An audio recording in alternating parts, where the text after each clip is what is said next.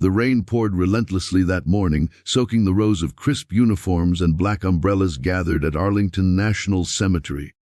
Among the sea of medals, ribbons, and precision stood a man, tall but tired, his clothes simple, his boots worn from years of labor rather than parade polish.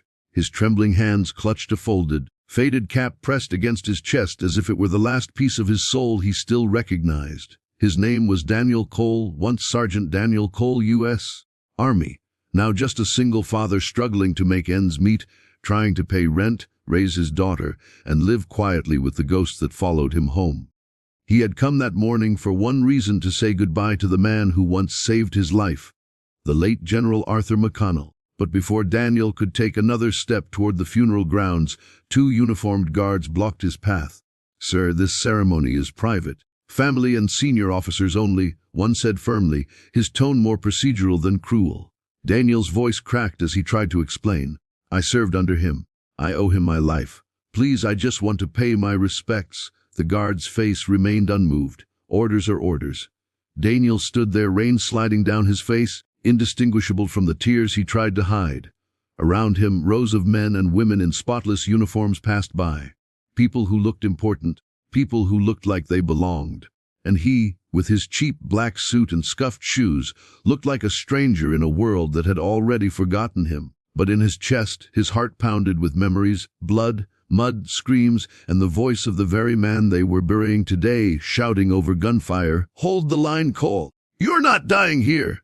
Daniel swallowed hard and took a step forward again, only for the guards to block him a second time, more sternly this time. He felt his dignity collapse, the humiliation cutting deeper than any wound he'd received in combat. He whispered under his breath, he wouldn't have wanted this. But no one listened. The sky thundered as if echoing his pain.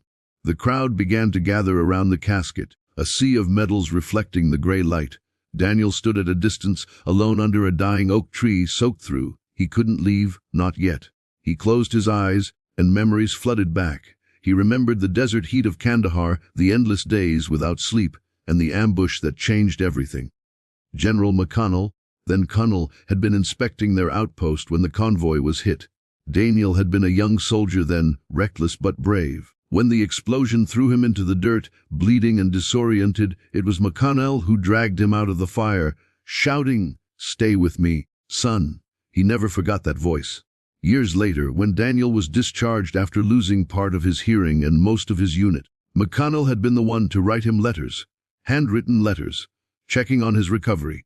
When Daniel's wife died during childbirth, McConnell sent condolences and a fund to help raise his daughter Lily.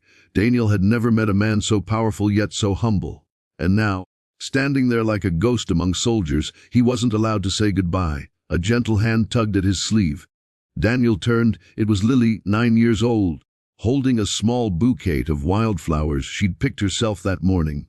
Her eyes were the same shade of blue her mother's were, and they shimmered with confusion. "Daddy, why won't they let us see him?" Daniel knelt, his knees pressing into the wet grass. "Sometimes people forget what really matters, baby. They think respect comes from rank, not from heart." He said it softly, not realizing a few nearby attendees overheard. Whispers began to spread. Some recognized him, not by face but by story. "That's Sergeant Cole," one older veteran murmured.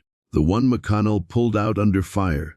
As the funeral began, Daniel stood still, clutching Lily's hand. The folded flag lay upon the casket as the chaplain spoke solemn words about honor, duty, and sacrifice. Daniel's eyes burned. He wanted to step forward, just for a moment, just to whisper, "Thank you." But the guards still watched him, alert, as though he were a trespasser in sacred ground. He turned to leave. His daughter tugged again. "Can we go now, Daddy?" He nodded weakly. "Yeah, sweetheart, let's go home." They began to walk away, two figures retreating into the gray rain, when suddenly a commanding voice echoed from behind. "Wait!" Every head turned. The voice came from a tall, silver-haired man stepping forward, his chest lined with 4 gleaming stars. General Marcus Heller, the most respected active officer in the U.S. Army. His stride was steady, eyes sharp, cutting through the tension like a blade. The guards snapped to attention instantly. Who told this man he couldn't attend? Heller's tone was calm but heavy with authority.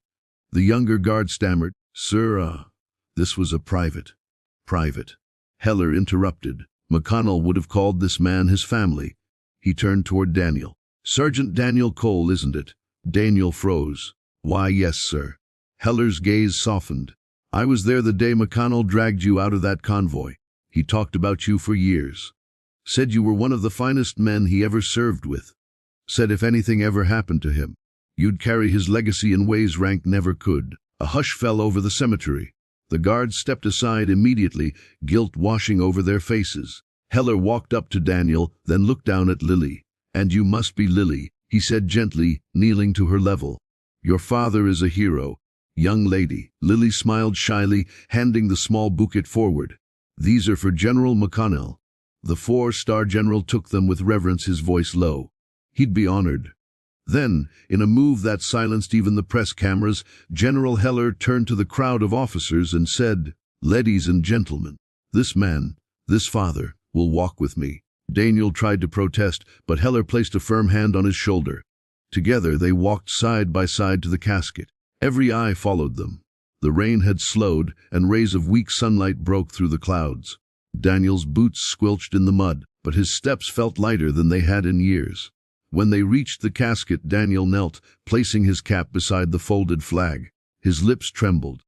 "You saved me when I didn't think my life was worth saving," he whispered. "I hope I've done something good with it." The trumpet began to play. Taps. The haunting notes echoed across the field, and Daniel felt his daughter's small hand slip into his. He squeezed it gently. The tears came freely now, tears of pain, loss, and gratitude all at once. When the ceremony ended, General Heller pulled Daniel aside. "McConnell didn't care about titles. He cared about hearts. Don't ever think you don't belong among us." Daniel nodded, his throat tight. "Thank you, sir. I just wanted to honor him." "You did," Heller said softly. "And in doing so, you reminded everyone else what real honor looks like." The other officers approached one by one, shaking Daniel's hand, offering quiet words of respect. Even the guards came forward, saluting him with genuine remorse. Daniel simply nodded, no bitterness, no pride, just quiet dignity. As the crowd dispersed, Lily ran toward the casket again and placed one last flower on top. She whispered, "Thank you for saving my daddy." For a long moment, Daniel stood there in silence, watching the wind ripple the flags. For the first time in years, the weight on his shoulders felt a little lighter. He looked up at the sky, whispering words only the heavens would hear. "Rest easy, sir. We'll carry it from here." When they finally walked away hand in hand, the sun broke fully through the clouds, golden light washing over the headstones like a final salute from the heavens. If this story touched your heart, please like, comment, and share it with someone who believes in honor, kindness, and the unseen heroes among us. Subscribe to our channel for more real, emotional stories that remind us what truly matters in life.